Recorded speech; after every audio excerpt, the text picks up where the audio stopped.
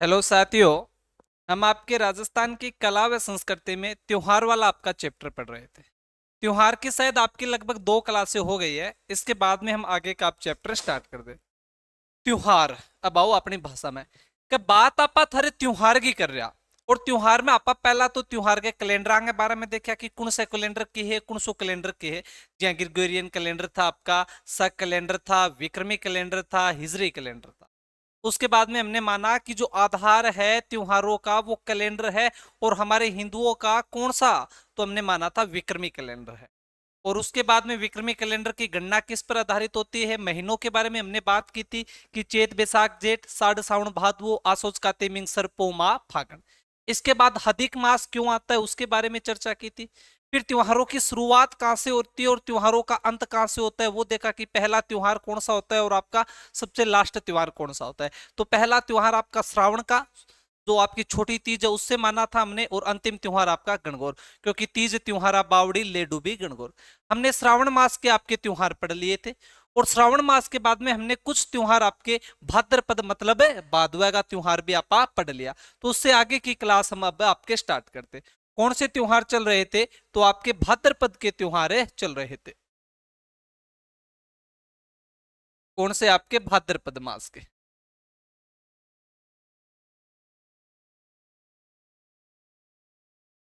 भाद्रपद मास के त्योहार।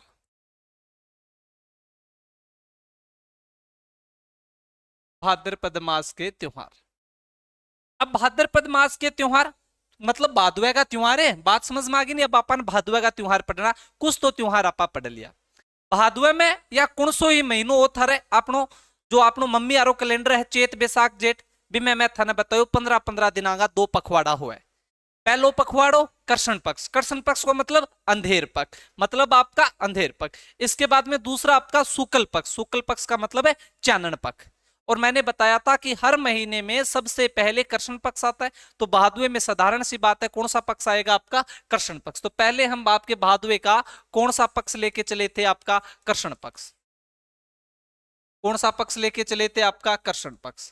और कृष्ण पक्ष में हमने जब त्योहारों की शुरुआत की तो कृष्ण पक्ष में मैंने आपको सबसे पहले कौन सा त्योहार के बारे में बात की थी? तो सबसे पहले हमने देखा था कि सबसे पहले तीज, जिसे आपकी बड़ी तीज कहा जाता है, जिसे आपकी सातुड़ी तीज कहा जाता है, जिसे आपकी बूढ़ी तीज कहा जाता है, जिसे आपकी कजड़ी तीज कहा जाता है। तो हमने आपके सबसे पहले बात की थी किस पर? आपके बड़ी तीज की। बड़ी तीज। इसी बड़ी तीज को क्या कहा जाता है आपके? तो हमने कहा बूढ़ी तीज। क्यों? क्योंकि मैंने बताया था अपनी मम्मियां हैं, अपने घर वाले बेके के कि भादु आछो मोटो महीनो है। भादु आछो मोटो महीनो है क्योंकि सारा रो ज्यादा त्योहार ही थारा कौन सा महीने में आए? तो भादु में आए। तो भादु में सो पहला पोत कृष्ण पक्ष में एक क्यों ने त्योहार को नहीं, दूज ने त्योहार को नहीं, तीज ने है। तीज ने कौन सी थारी? तो बड़ी तीज या बूढ़ी तीज। इसे क्या कहा जाता है? आपके कजड़ी तीज। कजड़ी तीज। इसे क्या कहा जाता है? आपके सातुड़ी तीज। तो इसके बारे में हम आपका डिटेल से अध्ययन कर चुके हैं, कहां की प्रसिद्ध है, कैसे मनाई जाती है, कैसे नहीं मनाई जाती है। इसके बाद में दूसरा त्योहार हमने पढ़ा था आपका उब छठ। कौन सा? आपका उब छठ। और एक इससे आप उब छठ का मतलब है कि भाद्रपद कृष्ण षष्टमी को आता है। छठ का मतलब छठ, तो भाद्रपद कृष्ण षष्टमी को आता है। उब छठ को ही एक त्योहार और आता है, हमने पढ़ा था आपका हल छठ। इसे भाद्रपद कृष्ण षष्टमी को एक और त्योहार हम मनाते हैं। कौन सा? आपका हल छठ। तो हम आपके उब छठ के बारे में पढ़ चुके हैं और आपके हल छठ के बारे में पढ़ चुके हैं। अगला एक हमने आपका त्योहार पढ़ा था, और वो त्योहार कौन सा था आपके? तो कृष्ण जन्माष्टमी। कृष्ण जन्माष्टमी। कृष्ण जन्माष्टमी। भादवे के इतने त्योहार हम पढ़ चुके हैं। तीज पढ़ चुके हैं आपा थारी, उब छठ पढ़ चुका, हल छठ पढ़ चुका और कृष्ण जन्माष्टमी। इनसे आगे की क्लास अब हमें आपकी स्टार्ट करनी है। तो भाई 8वीं तक त्योहार आ गया, कहना मतलब अंधेर पक की तीज ने त्योहार आ गयो, हरो छठ ने त्योहार आ गयो और 8वीं आ गयो। अब अगला त्योहार है आपका वो नौम्यू को आता है कि भादवे की अंधेर पक की नौम्यू ने थारो अगलो त्योहार है। और नौम्यू ने कौन सो त्योहार है? तो आप सगड़ा जाना कब नौम्यू ने भादवे की कौन सो त्योहार है? तो गोगा नवमी। कौन सा? आपका गोगा नवमी। 1 मिनट चालू रखना बच्चों। कौन सा त्योहार आपका? तो गोगा नवमी। कौन सा? गोगा नवमी। अब हम बात करते हैं आपके गोगा नवमी की। या लो साहब, गोगा नवमी, गोगा नवमी। अब सबसे पहले आपको पता होना चाहिए कि गोगा नवमी आती कब है। तो गोगा नवमी कब आएगी, कौन सा महीना पढ़ रहे आपा? भादुओ पढ़ा, तो ये लो तुम्हारा भाद्रपद। कौन सा महीना पढ़ रहे हम आपके? भादुआ, तो ये लो आपका भाद्रपद। भाद्रपद। कौन सा पक्ष पढ़ रहे हैं? कृष्ण पक्ष, तो भाद्रपद कृष्ण। और कब आ रही है नवमी को? तो नवमी। तो भाद्रपद कृष्ण नवमी कहने को मतलब भादवे की अंधेर पक की नवमी। भादवे की अंधेर पक की नवमी ने कौन सो त्योहार आवे थारो? गोगा नवमी। अब सर गोगा नवमी को हम क्या करते हैं? तो एक हम पढ़ के आए थे कि श्रावण पूर्णिमा को हम रक्षाबंधन मनाते हैं। और रक्षाबंधन मनाते हैं, जो राखी बांधी जाती है बहन के द्वारा, वो राखियां हम खोलते कब है? तो संभव होता है आपके गोगा नवमी को खोली जाती है, पहली बात। इनके अलावा गोगो नवमी और भी मोटो त्योहार माने जाए, क्यों? क्या थनबेरो है आपने जो बहन बेटियां हैं बाकी शादी कर दी है, पहलो श्रावण आवे, और मैं बताऊं कि पहले श्रावण में बाप के पीर में रहे।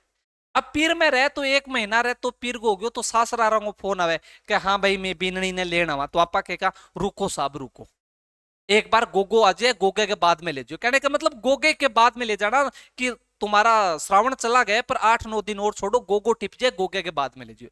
इसके अलावा गोगा नवमी को जो आपका किसान होता है, वो किसान जो आपकी नौ राखड़ी वाली गांठे है, वो नौ राखड़ी वाली गांठे कौन से दिन मानता है? तो वो गोगा नवमी को मानता है। कि किसानों द्वारा नौ गांठ वाली गोगा राखड़ी किस दिन बांधी जाती है? तो गोगा नवमी को बांधी जाती है। एक बात ये भी आप नोट डाउन करोगे, क्या? किसानों द्वारा, किसानों द्वारा, किसानों द्वारा नौ गांठ वाली, नौ गांठ वाली गोगा राखड़ी इस दिन, इस दिन बांधी जाती है। किस दिन बांधी जाती है? तो गोगा नवमी के दिन, इस दिन बांधी जाती है।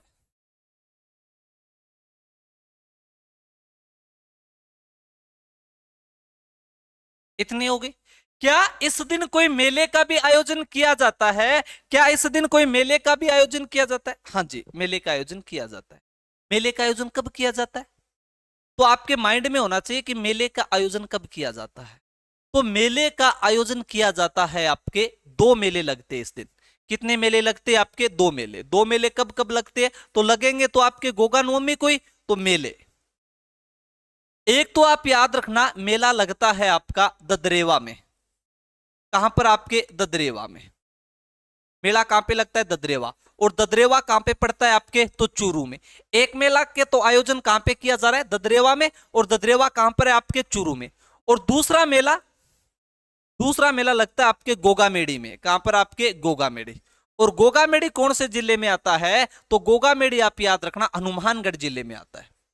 कहां पर? आपके हनुमानगढ़ में। तो हमें गोगा नवमी की इतनी बातें याद रखनी है कि गोगा नवमी भाद्रपद कृष्ण नवमी को आएगी।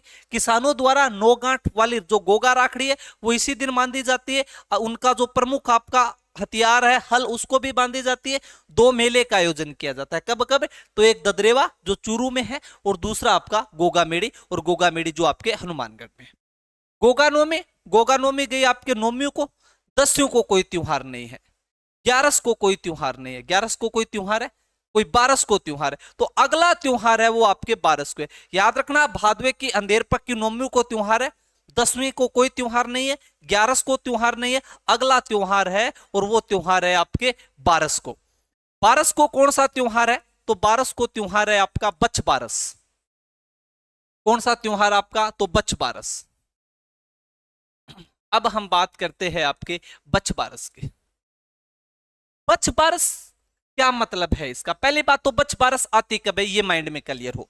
तो बछ बारस कब आएगी? कौन सा महीना पढ़ रहे हैं हम? आपका महीना पढ़ रहे हैं भाद्रवा। कौन सा आपका? भादुआ, तो भाद्रपद, पहली बात। इसके बाद में कौन सा पक्ष चल रहा है? कृष्ण पक्ष, तो कृष्ण। और तिथि क्या है? बारस। बारस आपने किना कह रहा है? बारस क्या? 11 होगी, 12 होगी। बारस का मतलब 12, 12 का मतलब द्वादशी। तो भाद्रपद कृष्ण द्वादशी को कौन सा त्योहार आएगा? तो भाद्रपद कृष्ण द्वादशी को आपका बारस, आपका बछ बारस आएगा। तो भाद्रपद कृष्ण द्वादशी। इतनी बात होगी। इसके बाद में सर इस त्योहार में किया क्या जाता है? सबसे पहली बात, तो सबसे पहली बात आप माइंड में रखना कि बछ बारस को गाय व बछड़े की पूजा की जाती है। किसके? आपके गाय व बछड़े की। पहली बात, गाय व बछड़े की पूजा की जाती है। गाय व बछड़े की पूजा की जाती है, पूजा की जाती है। गाय व बछड़े की पूजा की जाती है। सर इसी दिन गाय व बछड़े की पूजा क्यों की जाती है? तो मैं आपको बताऊं, एक ऐसा सोचना आप, एक राजा है। हमने क्या मान लिया? एक राजा है। कहानी है आपकी, राजस्थान की कहानियां मिलती है। इसके दो रानियां थी, एक रानी थी सीता और दूसरी रानी थी गीता। एक रानी है सीता और दूसरी है गीता। जो सीता है, इस सीता के पास, जो सीता है इस सीता के पास आपके गाय थी। सीता के पास क्या थी? गाय थी। और गीता के पास क्या थी? तो गीता के पास आपकी भैंस थी। सीता के पास गाय है और गीता के पास क्या है? भैंस है। अब हमारी रीति रिवाज, हमारे संस्कार ये है कि हम गाय को माता का दर्जा देते हैं। तो सारे के सारे लोग हैं वो गाय को माता का दर्जा देते थे और गाय से प्रेम करते थे। जब गाय से प्रेम करते थे तो गाय भाई इस समय आपके बछड़े को जन्म देने वाली थी। कहने का मतलब गाय के संतान होने वाली थी और बछड़े को जन्म देने वाली थी। तो आपने तो गांव में रीति चाल है कि गौ माता गोमतीर बछड़ियों गणेश। तो कहने का मतलब हम गाय की भी पूजा करते हैं और बछड़े की भी पूजा करते हैं। और जब ये बछड़ा होने वाला था तब आपके टेंशन में आ गई कौन? आपकी भैंस। तो भैंस ने अपने मालकिन गीता से कहा कि हे मालकिन, आप तो जानते हो सभी लोग गाय को प्रेम कर रहे हैं, पर कम से कम आप तो मेरी मालकिन हो, आप तो मेरे बारे में थोड़ा बहुत सोचो। और अगर गाय ने बछड़े को जन्म दे दिया तो ये लोग गाय को तो पूजते हैं, गाय को तो प्रेम करते हैं, साथ में बछड़े को भी प्रेम करेंगे, फिर मेरा क्या होगा? तो आपकी महारानी गीता ने कहा कि चलो मैं देखती हूं। और बछड़े को हम इसलिए भी पूछते हैं क्योंकि बछड़े से हम खेत जोतते थे, खेत का हमारा संबंध है वो सीधा हमारा जीवन से बना हुआ है। तो जैसे इस गाय ने बछड़े को जन्म दिया तो जो आपकी महारानी गीता थी इसने आदेश दिया अपने सैनिकों को कि इस बछड़े को ले जाओ और महल के पीछे ले जाके इसे मार दो, इसे काट दो। और सैनिकों ने ऐसा ही महारानी के आदेश पर किया। अब ऐसा ही किया, बछड़े को काट दिया गया। उसी समय उस शाम को जब राजा भोजन करता है तो भविष्यवाणी होती है कि हे राजन, तुम क्या कर रहे हो? तुम खाना ग्रहण कर रहे हो।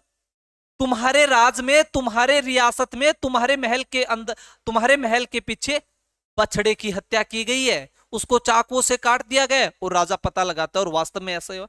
तो राजा ने घोषणा कर दी कि एक तो इस दिन पूजा की जाएगी किसकी? गाय व बछड़े की।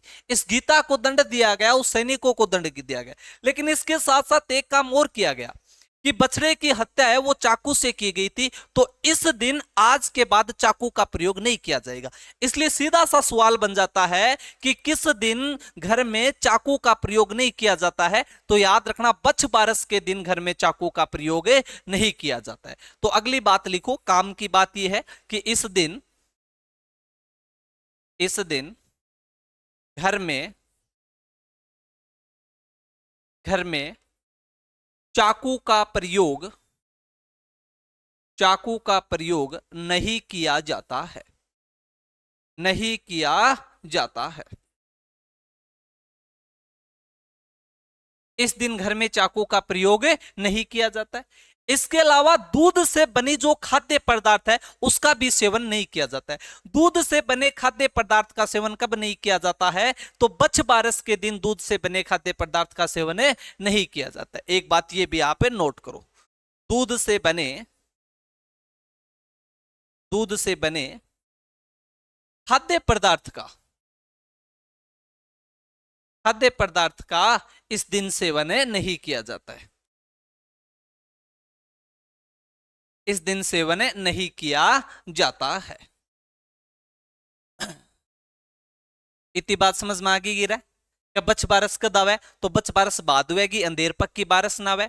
इन दिन के करे जा? तो गाय व बछड़े की पूजा करे जा। और घर में इन दिन चाकू को प्रयोग कौन करे जा? और की है गुरुजी? और तो की कोनी, सीधी सी एक बात और याद रख लेगा कि इन दिन घर में दूध बनेड़ो खाद्य पदार्थ है बिंगो सेवन कौन करे जा। तो इतनी बात याद रखने की अपन है बच बारस। अब बारस को त्योहार हो गया। क्या कोई तेरस को त्योहार है? नहीं है। क्या कोई चौदस को त्योहार है? चौदस का भी नहीं है। लेकिन अगला त्योहार कब है? तो अगला त्योहार है आपके अमावस्या को। क्यों? चौदस के बाद क्या आएगा?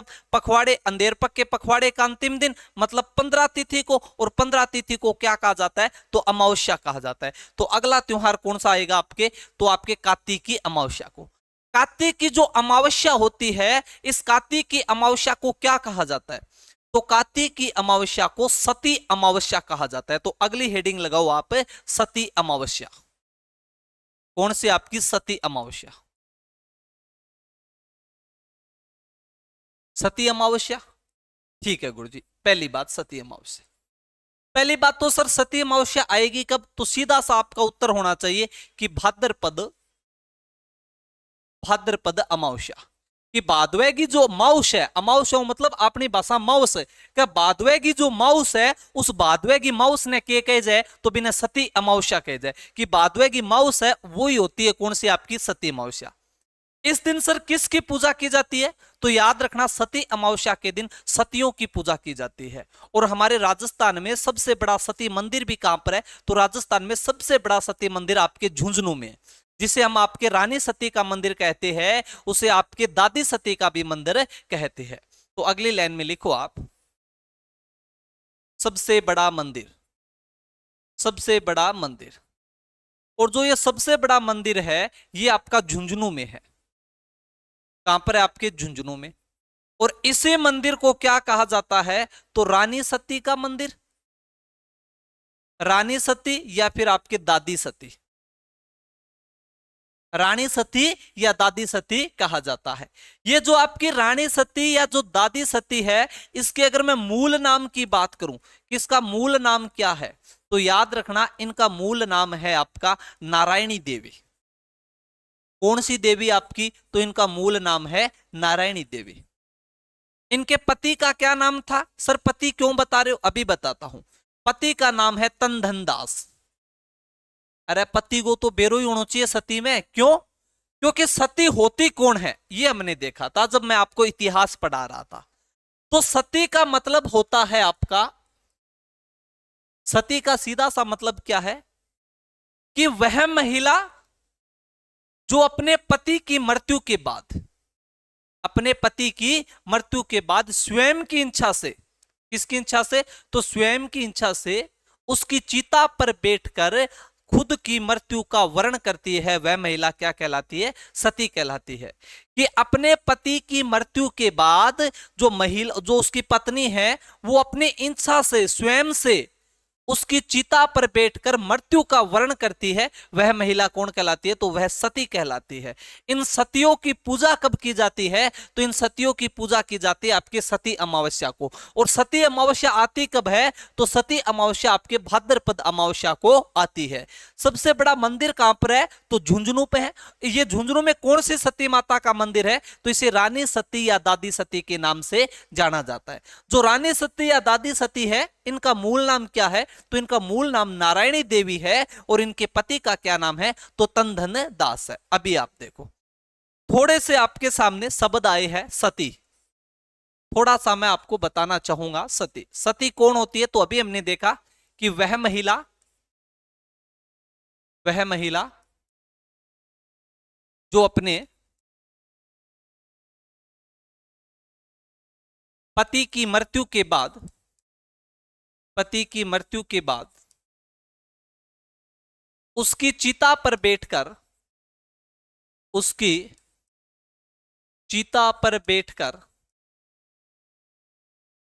उसकी चिता पर बैठकर मृत्यु का वर्ण करती है, मृत्यु का वर्ण करती है, मृत्यु का वर्ण करती है, वह क्या कहलाती है? तो वह सती कहलाती है। राजस्थान में बहुत सी सतियां हुई है, अनेक सती माता हुई है। लेकिन अगर आपसे पूछ लिया जाए कि राजस्थान की प्रथम सती कौन है, राजस्थान की प्रथम सती। तो राजस्थान की जब प्रथम सती के बारे में बात की जाती है तो हमारे साहित्य में उल्लेख मिलता है, एक महिला का नाम है संपल कंवर। संपल कंवर को राजस्थान की कैसी सती मानी गई है? तो संपल कंवर को राजस्थान की पहली सती मानी गई। संपल कंवर किसकी पत्नी है? तो कहा जाता है कि राणुका नाम का आपका एक व्यक्ति था जो जोधपुर का सेनापति हुआ करता था। तो जोधपुर के सेनापति राणुका की पत्नी थी कौन? आपकी संपल कंवर। और इस संपल कंवर को राजस्थान की कैसी सती माना गया है? प्रथम सती। इससे पहले भी सती हुई होगी या नहीं होगी वो एक अलग बात है, वो एक अलग मैटर है। पर हम साहित्य की बात करते हैं, लिखित दस्तावेज की बात करते हैं, रिटन सोर्स की बात करते हैं, तो उसके आधार पे हमें याद रखना है कौन सी? आपकी संपल कंवर। इसके बाद में अगर पूछ लिया जाए आपसे कि राजस्थान की अंतिम सती कौन है? राजस्थान की अंतिम सती, जब राजस्थान की अंतिम सती का नाम आता है तो आपने ये घटना तो जरूर सुनी होगी। एक महिला है जिसका नाम है रूप कंवर। क्या? आपका रूप कंवर, जो देवराला में थी, आपके देवराला। तो ये रूप कंवर है, ये रूप कंवर ने 1987 ईस्वी में आपका सती हुई थी। इसके बाद राजस्थान में बहुत जोर की मांग पकड़ती है और रूप कंवर है वो राजस्थान की अंतिम सती, क्योंकि इसके बाद में तो 1987 में सती निवारण अधिनियम ही बना दिया गया था। तो साहित्य की दृष्टि से हो सकता है इसके बाद में भी महिलाएं सती हुई हो, लेकिन हमें जब साहित्य की बात करेंगे, हमारे पेपर के हिसाब से बात करेंगे, हम जब रिटर्न आपकी बात करेंगे तो उसमें राजस्थान की अंतिम सती किसे माना गया है? तो अंतिम सती आपके रूप कंवर को माना गया है। इतनी बात आपको ध्यान रखनी। अभी मैं आपको बता रहा था कि आपको 4-5 बातों पे ध्यान गौर करनी है। एक तो हमने बात कर ली अभी आपकी सती, इस सती के बारे में तो मैं आपको बता चुका हूं। एक आपके फिर सामने नाम आएगा महासती। आल्यू गुरु जी आ के करी थे सती तो मान बता गया, वो महासती क्यों है? और बताओ। तो भाई महासती के बारे में सीधो सो एक नाम देखो, आगे नाम जुड़ो महा। तो महासती क्या है? सती में तुमने देख लिया कि कोई महिला है, उसके पति की मृत्यु हो गई, वह महिला उसकी चिता पर बैठ के मृत्यु का वर्ण कर लेती है, तो वो महिला क्या कहलाती है? आपकी सती। पर महासती क्या होती है? तो महासती के बारे में आप याद रखोगे कि कोई ऐसी महिला जिसके पति की क्या हो गई है? मृत्यु हो गई है, लेकिन उस समय वो ऐसे सिचुएशन में है कि उस समय उसके साथ बैठकर सती नहीं हो सकती। या तो उस समय वो गर्भवती हो सकती है, क्योंकि गर्भवती महिला हमारे सती नहीं हुआ करती थी, या फिर वो महिला आपके अन्यत्र स्थान पर और वहां से आ नहीं सकती, इसलिए सती नहीं हो सकती, या फिर उसे कोई सूचना नहीं मिलती है कि उसका पति आपका है वो मर गया है या उसकी मृत्यु हो गई है या वो शहीद हो गए, इसलिए वो सती नहीं हो पाई। तो वो महिला क्या करती थी? वो अपने पति की निशानी के साथ सती हुआ करती थी। जो महिला अपने पति की मृत्यु के बाद उसकी निशानी के साथ सती होती थी उसे क्या कहा जाता है? आपके महासती कहा जाता है। तो क्या लिखना है आपको कि वह महिला जो अपने पति की मृत्यु के बाद, अपने पति की मृत्यु के बाद, पति की मृत्यु के बाद उसकी उसकी निशानी के साथ, उसकी निशानी कोई पगड़ी हो सकती है, उसकी कटार हो सकती है, उसकी निशानी के साथ सती होना, साथ सती होना, ये क्या कहलाती है आपकी? तो ये महासती कहलाती है। और कभी कभी इसी महासती को अनुमरण भी कहा जाता है, ये भी याद रखना, एक ही बात है, अनुमरण और आपके महासती। क्या सर कोई इतिहास में ऐसा आपके पास उदाहरण है जो महासती को स्पष्ट कर सके? हाँ, उदाहरण है, और सबसे अच्छा उदाहरण है आपका उमादे। उमादे याद आ गई होगी, मालदेव राठौड़ की पत्नी उमादे भटियाणी। तो जो उमादे थी वो कैसी सती थी? तो वो आपकी महासती थी। इसके बाद में एक शब्द और आता है आपका, और आपने शब्द सुना हो तो, एक होता है मां सती। गुरजी के करो थे मन पसाणगी सोचोगे, एक सती बताई, मां सती बताई, दो बातें क्लियर होगी। अब यह मां सती क्यों होगी? अरे टाबरो देखो आप, ये तो नाम से स्पष्ट हो रहा है मां सती। मां का मतलब कौन होता है? माता। तो मां सती कि वह महिला जो अपने पुत्र के साथ सती होती थी वो क्या कहलाती है? आपकी मां सती कहलाती है। तो इसमें क्या लिखना है हमें? वह महिला वह महिला जो अपने पुत्र के साथ, जो अपने पुत्र के साथ, जो अपने पुत्र के साथ सती होती थी, सती होती थी, वह क्या कहलाएगी? आपकी मां सती। क्या सर कोई उदाहरण है? अच्छी तरह उदाहरण है भाई। कौन? तो याद रखना, बीकानेर की केसर कंवर को क्या माना गया है? आपके मां सती माना गया है। तो इसका उदाहरण क्या हो जाएगा? केसर कंवर। कौन सी कंवर? आपकी केसर कंवर। और केसर कंवर कहां से है? तो आपके बीकानेर में। तो तीन शब्द हमने देखे आपके, सती, महासती और आपके मां सती। क्या सर और भी कोई सती होती है? हाँ, एक और होती है। और वो कौन सी है? वो है आपकी आसती। कौन सी सती? तो आसती। गुरुजी यो आसती क्यों है?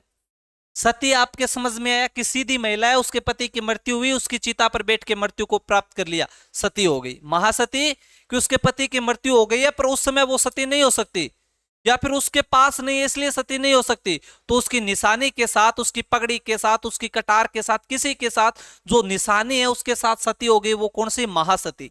महासती अपने पुत्र के साथ सती हो गई, वह महिला क्या हो गई? महासती। अब आसती क्या होती है? तो आसती का मतलब है कि कुंवारी कन्या के द्वारा जब सती हुई जाती है, जो कुंवारी कन्या है वो सती होती है, तो वो क्या कहलाती है? आपकी आसती। तो इसमें क्या लिखोगे आप? कुंवारी कन्या के द्वारा, कुंवारी कन्या के द्वारा, कुंवारी कन्या सती होना। ये लिखो आप, कुंवारी कन्या सती होना। सर क्या कुंवारी कन्या भी सती होती थी? होती थी भाई। और वही तो क्या कहलाती है? आपकी आसती। क्या कोई आपके पास उदाहरण है? अच्छी तरह आपने पढ़ा है उस उदाहरण को, जैसे ही मैं नाम लूंगा दिमाग में आ जाएगा, पर एक बार आप सोच के देखो, आपके याद आ रहा है तो याद करो। घेवर माता, जब आपकी रासमंद झील बनाई जाती है तो उस झील के किनारे वो झील का काम पूरा नहीं हो रहा था, तो उस समय एक कुंवारी कन्या आपकी सती होती है, और वो कौन थी आपकी? तो घेवर माता। तो घेवर माता को किस कैटेगरी में रखा जाएगा? तो घेवर माता को आसती कहा जाएगा। तो इसका उदाहरण लिख सकते हो आप, घेवर माता। घेवर है माता। तो यहां पर आपके भाद्रपद के कृष्ण पक्ष के त्योहार होते हैं। भाद्रपद के कृष्ण पक्ष के कौन से हमने त्योहार देखे? एक तो देखा तीज, ये आपकी बड़ी तीज, सातुड़ी तीज, कजली तीज, बूढ़ी तीज। तीज के बाद में हमने पढ़ा आपका छठ, उब छठ, हल छठ। इसके बाद पढ़ा हमने अष्टमी। कौन सी अष्टमी? तो कृष्ण जन्माष्टमी। कृष्ण जन्माष्टमी के बाद में हमने पढ़ा आपका नवमी। तो नवमी को कौन सा त्योहार? आपका गोगा नवमी। और गोगा नवमी के बाद में पढ़ा हमने आपका बारस। कौन सी बारस? तो आपकी बछ बारस। और बछ बारस के बाद में हमने पढ़ा आपका सती अमावस्या। तो इतने त्योहार आपके अंधेर पक के हैं। कौन से महीने के? तो भाद्रपद के महीने के। कहने को मतलब भादवेगा अंधेर पक का। 1 2 3 4 5 6 त्योहार हो गया। वैसे एक बार थोड़ा सा 8 को आप साइड में कर दो तो 3 को पाड़ो, ये 1 3 3 2 3 6 3 3 9 4 3 12 5 3 15। अब जब भादवे का अंधेर पक्ष समाप्त होगा, तो अंधेर पक्ष समाप्त होने के बाद कौन सा आपका पक्ष स्टार्ट होगा? तो चानन पक्ष स्टार्ट होगा। और चानन पक्ष ने किताबी भाषा में का तो शुक्ल पक्ष। तो अब हम त्योहार देखते हैं भाद्रपद के शुक्ल पक्ष के त्योहार। किस पक्ष के? आपके शुक्ल पक्ष के। तो अब बात करते हैं आपके शुक्ल पक्ष के। ओ लो भाई, शुक्ल पक्ष। अब जे शुक्ल पक्ष स्टार्ट होगो तो पहलो दिन के कहलाओगो एकम। क्या? भाद्रपद शुक्ल एकम। एकम ने कोई त्योहार है? एकम ने त्योहार को नहीं। फिर बाद में क्या होगी? दूज। क्या दूज को कोई त्योहार है? हाँ, दूज को त्योहार है। तो दूज का कौन सा त्योहार है? तो दूज को आपका त्योहार है बाबेरी बीज। बाबेरी बीज। आ क्यों है गुरुजी? अरे थारी सुनेड़ी है। बाबेरी बीज। बाबेरी बीज का मतलब है बीज। बाबेरी का मतलब बाबे। बाबे का मतलब बाबा। कौन सा बाबा? रामदेव। गुरुजी रामदेव जी बाबा पतंजलि यारोगे? ना ना मुन्ना, पतंजलि वाले रामदेव बाबा नहीं। रामदेव हमने जब आपके लोक देवता पढ़े थे तो उनमें जो पंच पीर पढ़े थे उनमें से एक देवता थे आपके रामदेव जी तंवर, जो आपके अजमल जी के लाल और आपके मेणा दे के लाल थे, जो नेतल दे भरतार थे, उन्हीं रामदेव जी की हम आपकी बात कर रहे हैं। तो बाबे का तो मतलब हो गया रामदेव जी। री का मतलब हमारी राजस्थानी भाषा में आपके जो का के की होती है उन्हें आपका रा रे री कहा जाता है। तो री का मतलब कि रामदेव जी की। बीज, बीज का मतलब क्या है? हम हमारे जो ये मारवाड़ी भाषा है, जो हम हमारे वाला क्षेत्र है, इसमें हम कहते हैं बाबेरी दूज, बाबेरी दूज। लेकिन इसी दूज को कई जगह पर आपके बाबेरी बीज के नाम से जाना जाता है। क्यों? क्योंकि जो गुजरात वाला टच करता हुआ क्षेत्र है उसमें बे को आपके दे कहा जाता है। बे को क्या कहा जाता है? दे कहा जाता है। तो उसी प्रकार दूज को क्या कह दिया? बीज। तो आप तो सीधा सा दिमाग में रखना, बाबेरी दूज का मतलब है कि बाबा की दूज, बाबा की दूज। और बाबा की दूज का मतलब है रामदेव जी। जो रामदेव जी का जन्म है ना, वो रामदेव जी का जन्म मनाया जाता है कब? आपके बाबेरी बीज। लेकिन पहले पोता आपको पता होना चाहिए कि बाबेरी बीज आती कब है। तो हम कौन सा महीना पढ़ रहे हैं आपके? तो गुरुजी भादुओ, तो मतलब है भाद्रपद। कुणसो पक्ष से तो गुरुजी शुक्ल पक्ष, शुक्ल को मतलब चानन पक्ष, बीज को मतलब गुरुजी दूज। तो कि बाबेरी बीज आती कब है? तो भाद्रपद शुक्ल दूज को क्या कहा जाता है? तो बाबेरी बीज कहा जाता है। इसके बाद में जो बाबेरी बीज है, जो ये क्यों मनाई जाती है? तो याद रखना, लोक देवता रामदेव जी के जन्मदिन के उपलक्ष्य में। तो लोक देवता, लोक देवता रामदेव जी के जन्म के उपलक्ष्य में, जन्म के उपलक्ष्य में इतनी बात याद रखेगी कि गुरुजी बाबेरी दूज ने कोई मेड़ो माड़ो भी लगेगा? बाबेरी दूज को भाई आपका मेला भी लगता है। और मेला कब लगता है? तो इतनी बात तो कन्फर्म हो गई कि भाई आपके दूज को ही लगेगा, पर वो मेला लगता कहां पर है? उस मेले का आयोजन कहां पर होता है? तो याद रखना, बाबेरी जो दूज है उसका मेला है वो आपके रुणेचा में लगता है। तो मेला, मेला कहां पर लगेगा आपका?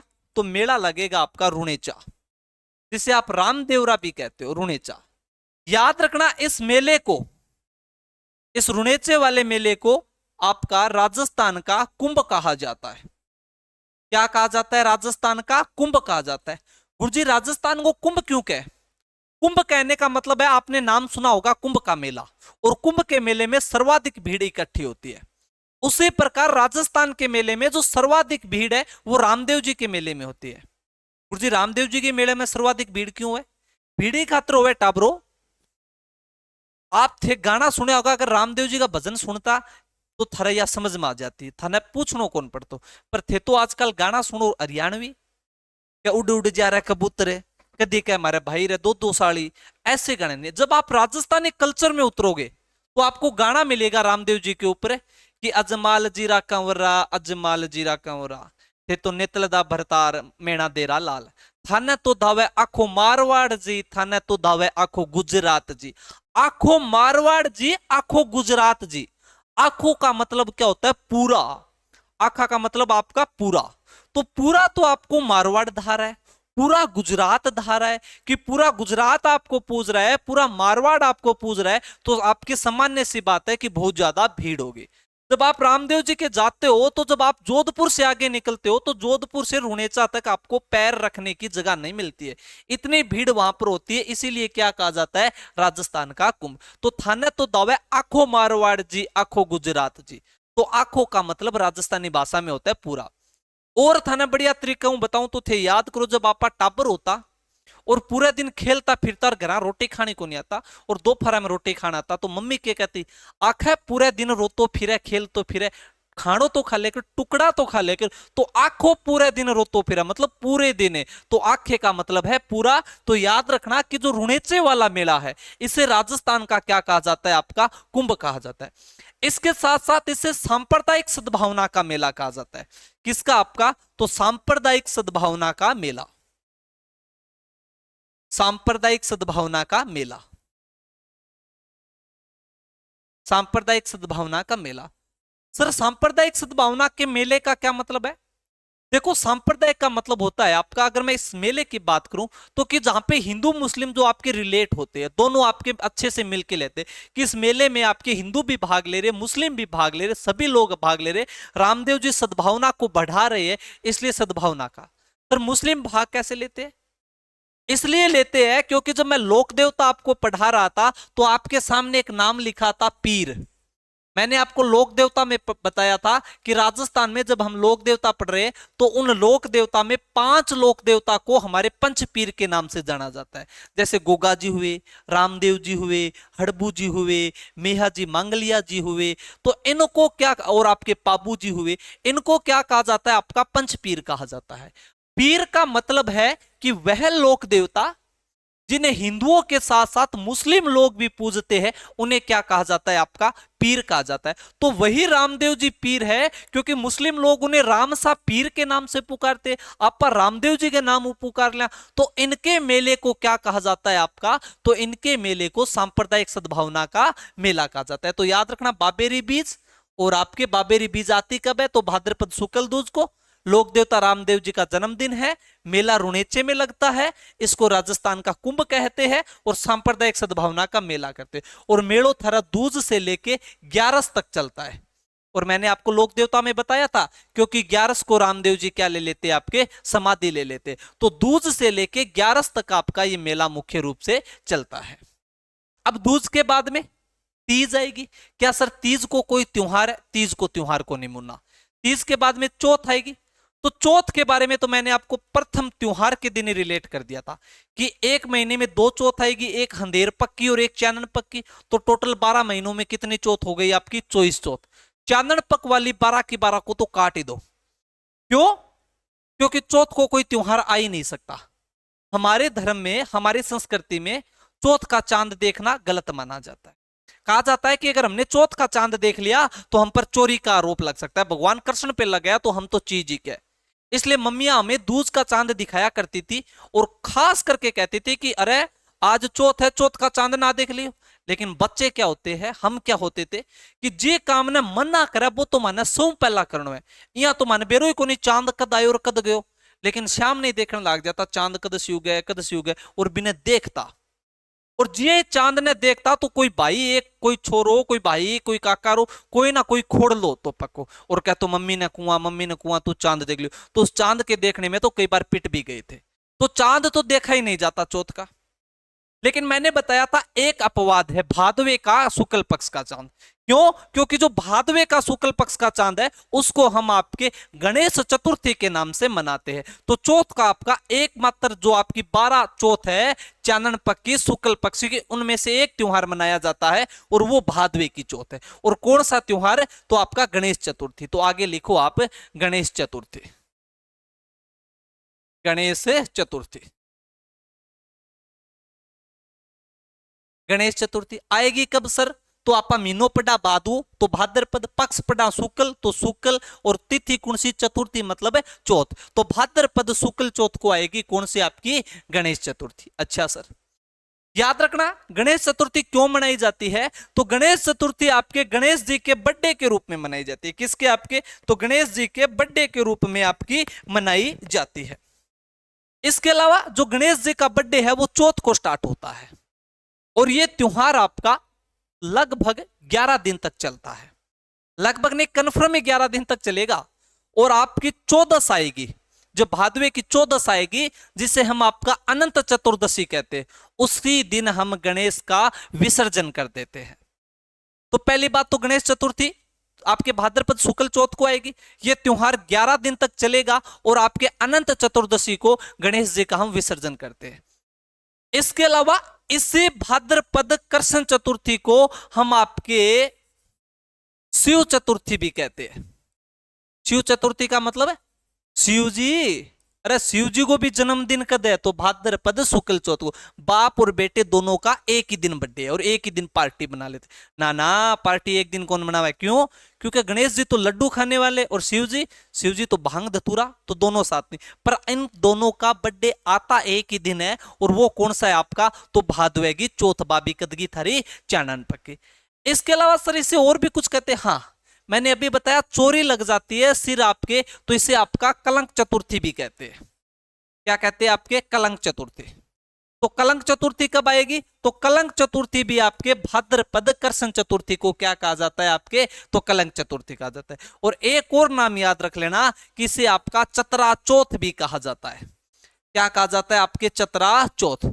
तो गणेश चतुर्थी, शिव चतुर्थी, कलंक चतुर्थी और चतरा चौथ कब आती है? तो एक ही दिन आती है। और वो दिन कौन सा है आपका? तो वो दिन है आपका भाद्रपद मतलब भादुआ, शुक्ल पक्ष मतलब चांदन। और कौन सी तिथि आपकी? तो आपकी चतुर्थी। तो भाद्रपद शुक्ल चौथ को गणेश चतुर्थी, शिव चतुर्थी, कलंक चतुर्थी और चतरा चौथ है मनाई जाती है।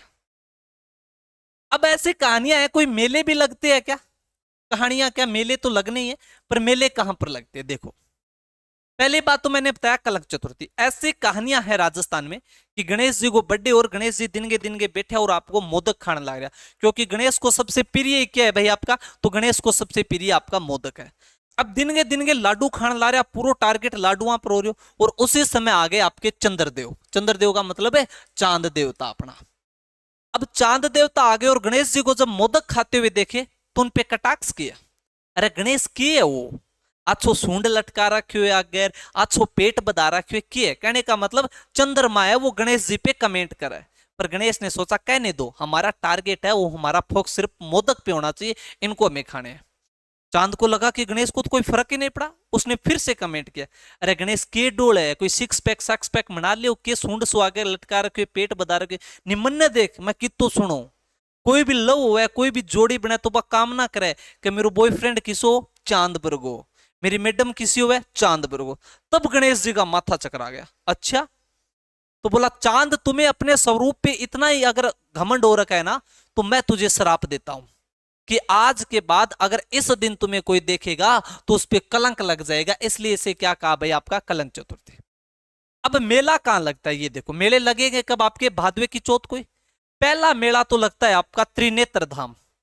और त्रिनेत्र धाम कहां पर है? तो त्रिनेत्र धाम है आपका रणथंभौर सवाई माधोपुर में। तो पहला मेला कहां पर हो जाएगा आपके? त्रिनेत्र धाम सवाई माधोपुर।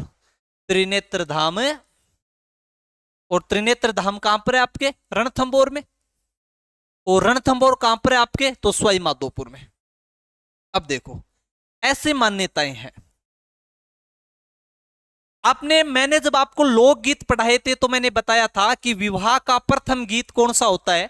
तो विवाह का प्रथम गीत आपका विनायक होता है। विवाह का प्रथम गीत कौन सा होता है आपका? विनायक। विनायक का मतलब गणेश जी। और हमारे ऐसे है कि विवाह का जो प्रथम निमंत्रण है, विवाह का जो प्रथम निमंत्रण है वो भी किसको दिया जाता है? तो वो आपके विनायक को दिया जाता है। मतलब विनायक जी मतलब गणेश जी। क्या गणेश जी महाराज वो लो थारी कुकुपत्री, और मारे तो कोई संकट ना हो, ब्याह करवा के लाओ। क्यों? क्योंकि गणेश जी को कैसा माना जाता है? तो विघ्न हरता देव माना जाता है। अब आजकल की जो गाइडें आ रही है वो गाइडें लिख रही है कि विवाह का प्रथम निमंत्रण त्रिनेत्र धाम रणथंभौर में चढ़ाया जाता है। तो आप सोच के देखो कि विवाह का प्रथम कार्ड त्रिनेत्र धाम रणथंभौर को। अरे मैं तो चूरू में रहनी, चूरू आ रहा कभी देखो ही को नहीं। सवाई माधोपुर कितना दूर है? पापा दादा बे ऊंट राखता, घोड़ा राखता, तो पहला कोई बुलेरो थार थोड़ी चलती जो ले गई गाड़ी चल पड़ा त्रिनेत्र धाम का? नहीं। हो सकता है जो हिंदी ग्रंथ अकादमी वाले बुक लिख रहे हैं उनके जो राइटर है वो सवाई माधोपुर के आसपास रहे हो और वहां के लोग त्रिनेत्र धाम जाके कार्ड चढ़ा के आते हो। अठला तो चूरू बारे कौन गया जो सवाई माधोपुर में किन्ने जा, पन बेरो ही कौन हो सवाई माधोपुर किन्ने। तो याद रखना कि जो विवाह का प्रथम कार्ड है वो गणेश जी को भेंट जरूर किया जाता है, पर यह जरूरी नहीं था कि त्रिनेत्र धाम जाकर ही आपका कार्ड करे ना। साहब मैं तो हमारे थान में ही चढ़ा देगा, जो आपको घर का थान होता। थान का मतलब ये थान शब्द बना है आपके स्थान से, कि घर में जो पूजा करने का स्थान होता है वो क्या होता है भाई? आपका स्थान। और मैं तो साहब चूरू आ रहा और मैं आध सहने खा गया, आध सहने खा गया तो नाम के बच्चों थान। एक खातरी में देवता मंदिर ने के कहा थान, लेकिन वास्तव में वो शब्द बना है स्थान से, कि देवताओं की जहां पूजा की जाती है वह स्थान, और सह आगलो आगलो खा गया तो बच गयो कि भाई थारो थान। तो याद रखना कि जो विवाह का प्रथम कार्ड है वो आपके गणेश जी को या विनायक जी को भेंट किया जाता है। इसके बाद में मेले की हमने बात की कि त्रिनेत्र धाम रणथंभौर सवाई माधोपुर में क्या लगता है? आपका गणेश जी का मेला लगता है। इन्हें विघ्नहर्ता क्यों कहा जाता है? पहला गीत विनायक गीत क्यों है? पहला कार्ड गणेश जी को भेंट क्यों किया जाता है? दूल्हे के साथ आप एक देखते हो छोटा सा जो लड़का रहता है जिसे हम विनायकिया कहते हैं, वो क्यों रहता है? तो इसके पीछे एक लॉजिक है। कहा जाता है कि किसी देवता की शादी थी और उस देवता की जब शादी थी तो गणेश आपके बाल रूप में थे और गणेश यहाँ पैंट शर्ट लगा के अंडर सेटिंग करके प्रेस प्रास करके तैयार हो रहा कि मैं भी बारात में जाऊंगा। और गणेश जी तैयार हो रहे अंडर सेटिंग करके, और भाई दिन के टाबर तैयार होने लगे, दोपहर तक बारात चढ़नी। और जी बस गए महीना आ गया, गणेश जी जाके बैठ गया और टाबर बैठ गया। अपन बेरो है कि बारात हुआ है, बारात जावे। आजकल तो बुलेरो थार चाल गई, जो दुल्लो है वो दूसरी गाड़ी में जा, पर पहला दुल्ला भी भाई बसा में ही जाता।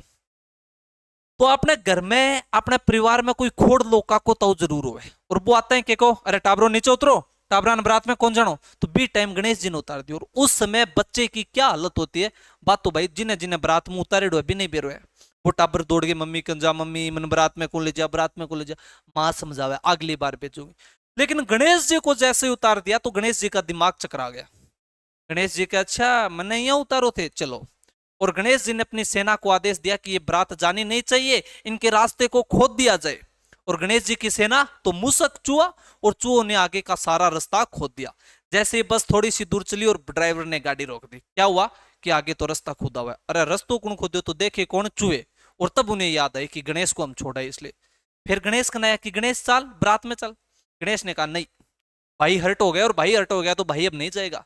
अरे गणेश चाल यार, चाल बारात में चल। ना ना गणेश कौन जा, गणेश को मनाया तो गणेश जी को आगे आगे बैठूंगा अगली सीट पर, तो गणेश को आगे की सीट देगी। इसीलिए आप देखना जब घर में विवाह हो तो हमारे घर का जो बुजुर्ग आदमी होता है, जिस समय बारात रवानगी की जाती है, वो गणेश जी का मंदिर या हमारे जो घर में देवता का मंदिर है उसमें धोख मार के आएगा और कहेगा कि गणेश जी चलो छोरे ने ब्याह लिया। और गणेश के नाम की आगे की सीट है वो भी खाली रखी जाती है। पर आजकल की दुल्लो तो जान लगे दूसरी गाड़ी में बैठा रहे, दूसरी गाड़ी में जान लगे, और बी गाड़ी में नावड़े को दुल्ले का दोस्ती, और दोस्त ले भाई पार्टी छाटी में थान बेरो के चले थोड़ा बहुत छांटो छूटो चले।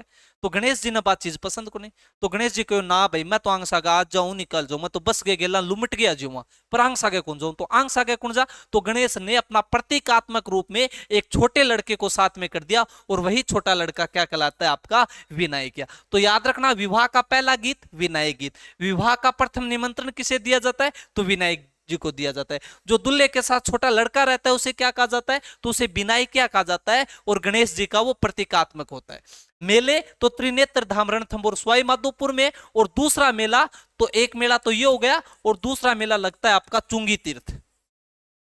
और चुंगी तीर्थ कहां पर है आपका, तो चुंगी तीर्थ है जैसलमेर। चुंगी तीर्थ कहां पर है आपका, तो चुंगी तीर्थ है जैसलमेर। तो दो मेले आपको याद रखना है, कौन कौन से, तो दो मेले हैं आपके, एक तो त्रिनेत्र धाम वाला, और दूसरा मेला है कौन सा आपका, तो दूसरा आपका चुंगी तीर्थ। इसके बाद में हम बात करते हैं, चौथ हो गई, चौथ के बाद में आएगी आपकी पंचमी। चौथ के बाद में क्या आएगी आपकी पंचमी। क्या पंचमी को कोई त्योहार होता है साहब, पंचमी को क्या होता है, तो पंचमी को आपका त्योहार है ऋषि पंचमी। कौन सी पंचमी आपकी, ऋषि पंचमी। चलो भाई ऋषि पंचमी, पहली बात ऋषि पंचमी आती कब है, तो ऋषि पंचमी आएगी आपकी, कौन सा महीना पड़ रहे, भाद्रपद भादु, तो भाद्रपद। कौन सा पक्ष आपका, शुक्ल पक्ष। तिथि के है पंचम, तो आपकी पंचम। तो भाद्रपद शुक्ल पंचम को कौन सा त्योहार आता है, तो भाद्रपद शुक्ल पंचम को आपकी ऋषि पंचमी आती है। अच्छा पहली बात। दूसरी बात, ऋषि पंचमी को किया क्या जाता है, तो दो चीजें आप खास करके याद रखना। एक तो ऋषि पंचमी को सप्त ऋषियों की पूजा की जाती है। गुरुजी सप्त ऋषि, अरे याद करो आपा टापर, आज आपने एक पाठ लाग तो सप्त ऋषियों वाला। और गुरुजी अपन कहता कर रात ने थे जद सो, एक सागे सात तारांगी थाने कतार दिखाई दे, तो वो कौन सी होती है आपके, वो सप्त ऋषि होते हैं। तो सप्तऋषियों की पूजा कब की जाती है, तो सप्तऋषियों की पूजा आपके ऋषि पंचमी को की जाती है। तो पहली बात क्या हो जाएगी, इस दिन सप्तऋषियों की पूजा की जाती है, सप्तऋषियों की पूजा की जाती है। किसकी पूजा की जाती है, तो सप्तऋषियों की पूजा की जाती है। चलो पहली बात हुई। दूसरी, हमने पढ़ा था कि रक्षाबंधन का त्योहार कब मनाया जाता है, तो रक्षाबंधन का त्योहार आपका श्रावण पूर्णिमा को मनाया जाता है। लेकिन एक समाज है आपका माहेश्वरी समाज, और जो माहेश्वरी समाज है वह माहेश्वरी समाज अपना जो रक्षाबंधन है वो माहेश्वरी समाज अपना रक्षाबंधन किस दिन मनाता है? तो माहेश्वरी समाज अपना रक्षाबंधन ऋषि पंचमी को मनाता है। कहने का मतलब भाद्रपद शुक्ल पंचमी को अपना रक्षाबंधन मनाता है। तो ये खास बात है, महत्वपूर्ण, इसे आप नोट लगा के आपका नोट कर लेना कि माहेश्वरी समाज इस दिन रक्षाबंधन का त्योहार मनाता है।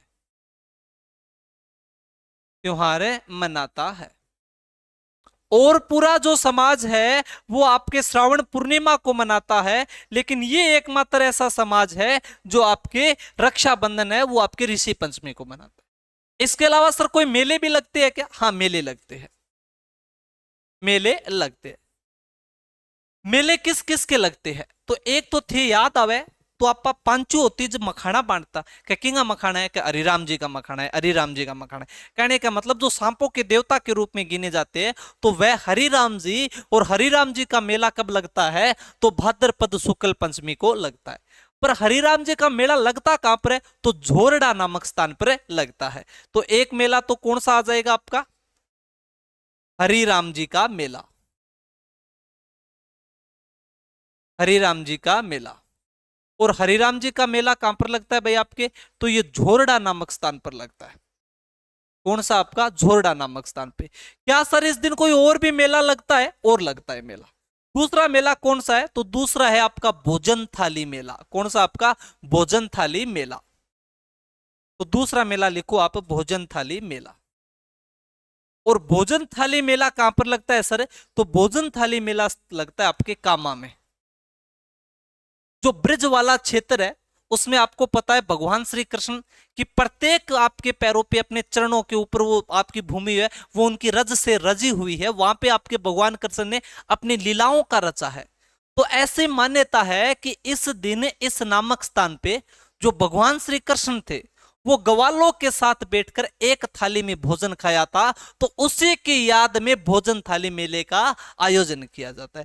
तो आज हमने आपके कृष्ण पक्ष के त्योहार कंप्लीट कर लिए, और भाद्रपद में आपके 3-4 सवाल है जो आपके 3-4 त्योहार है वो देखे। आपके दूज का त्योहार देखा हमने, चौथ वाले देखे और पंचमी वाले देखे।